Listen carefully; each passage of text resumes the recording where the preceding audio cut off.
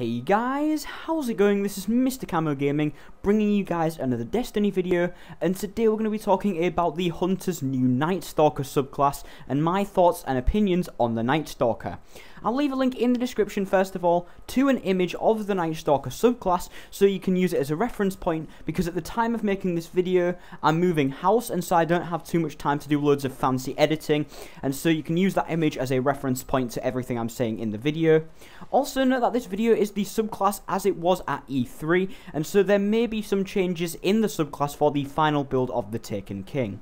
So let's begin by talking about the grenades. So there's 3 grenades in the Nightstalker subclass. The first one is the Spike Grenade, which is the exact same grenade that the Defender Titan has, and so if you've used the Spike Grenade on the Defender Titan, then you already know how this grenade functions. The second grenade is a new one, and it's called the Void Wall Grenade. Grenade explosion creates a horizontal wall of burning void light.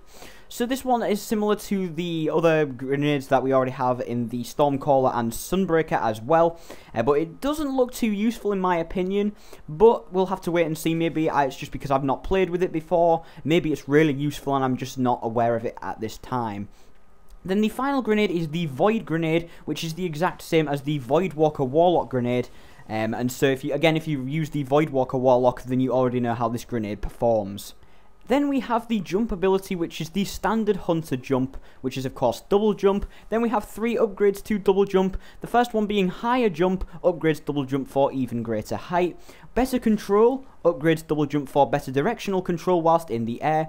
And then finally we have triple jump, upgrades double jump with a 3rd jump. So of course you can decide which one's more useful, if you'd rather have a higher double jump, a more controlled double jump, or whether you'd rather have 3 jumps instead of 2.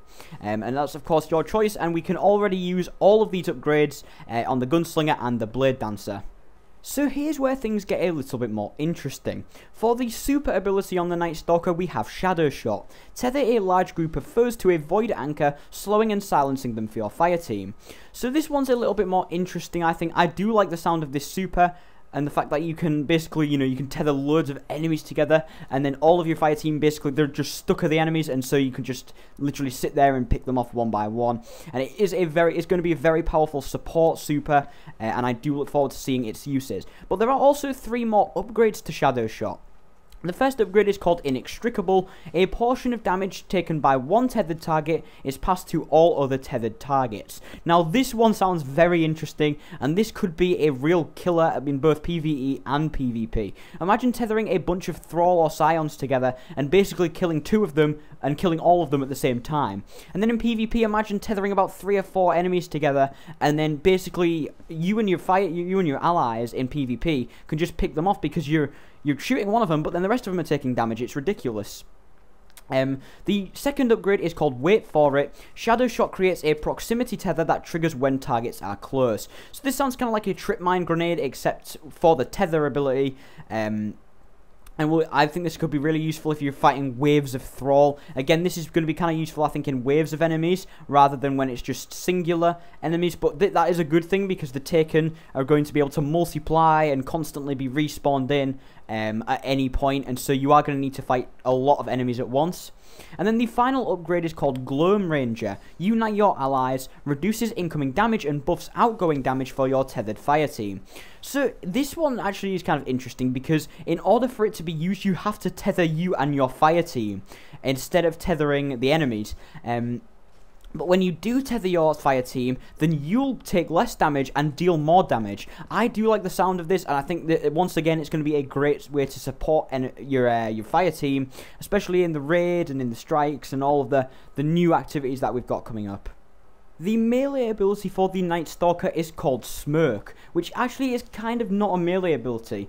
This ability allows you to throw smoke to slow and disorient those within its cloud. So it's more like a smoke grenade actually, rather than a melee, and you actually throw the smoke grenade, it's like a second grenade. And this will slow and disorient enemies that get trapped in the smoke grenade. There are 3 upgrades to smoke. The first one is called Smog. Significantly increases the size of smoke, allowing you to affect multiple targets. So this one, of course, is very nice. It increases the size of it. It's a pretty generic ability, just in general. The second one is called Envenomed, adds a toxin that suffocates enemies within smoke. Now that one sounds a little bit more better to me. The fact that you're actually dealing damage to them with the smoke, so that's always a nice thing.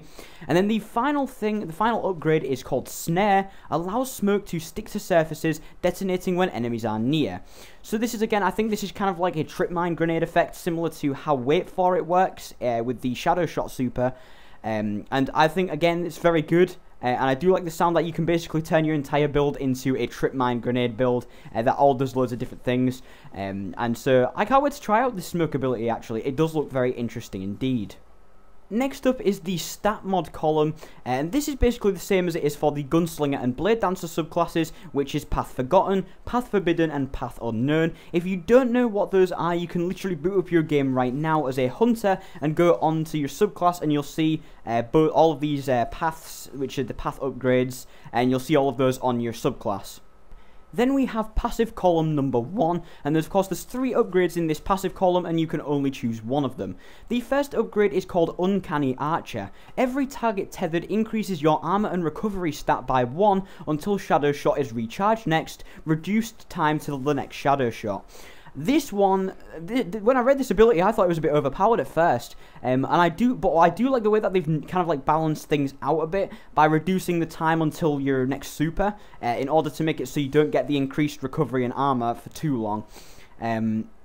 But I do like the sound of basically you're going to become this massive tank, depending how many targets you can tether. Imagine tethering about 10 targets. That is just an example, I don't know if it's possible.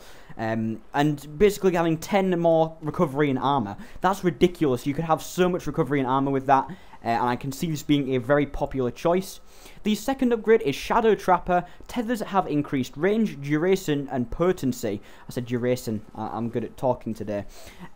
So the tethers, more tethers everywhere. Does sound very good, especially if you're using it to tether enemies rather than to deal damage to them.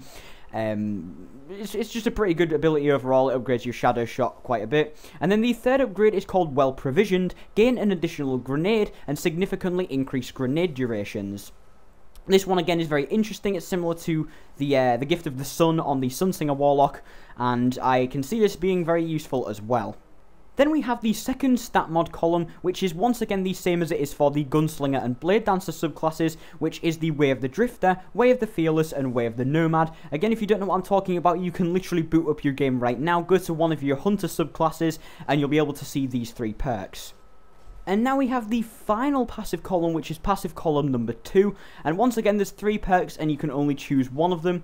The first upgrade is Keen Scout, Sneak Faster, gain enhanced motion tracker, and mark all targets you damage, and allies will get waypoints to the marked targets. So this one sounds like a very interesting one. First of all, you can sneak faster. That's not too game-changing, but it is kind of cool. You gain enhanced motion tracker. In case you don't know what this is, we have seen this in action before. It's a perk you can get on certain guns, actually. And basically, if you look at your radar when you're playing in the game, you'll see that it has 8 segments to it. And basically, this increases the amount of segments from 8 to 16. So you can see a lot better where your enemies are, and it's very interesting, and it does sound like a good permanent ability to have. And then you can also mark targets you damage, so this is kind of I like this one. I like this one a lot, actually, and I do like the fact that it helps your allies once again, helping them out a little bit and helping them to kill enemies, especially in PvP. That's going to be good. Then the second upgrade is Rapid Shot. After firing your initial Shadow Shot arrow, you may fire up to 2 explosive arrows in quick succession. I'm not exactly sure how this one's going to work, but it does sound kind of cool. I don't know if the 2 explosive arrows will be optional or whether they will have to happen. But I hope they are actually optional, because then sometimes you can fire like 1 or 2 or however many you want. And then the final one is Shade Step. You gain an evade by double tapping circle on PlayStation or B on Xbox.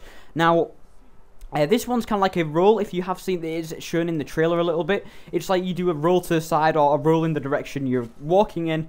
And it's just a roll. It's a way to evade enemy fire. And I do like this one a lot from what I've seen of it. It's quite cool. I do like it. And I'll probably use it quite a lot with my Nightstalker. So guys, that is my opinion on the Nightstalker subclass for the Hunter. Hopefully you guys agree with me, or maybe you don't agree with me. Let me know what you think in the comment section below. But thank you guys for watching this video. If you have enjoyed it, remember to smash that like button, and don't forget to subscribe for daily gaming content.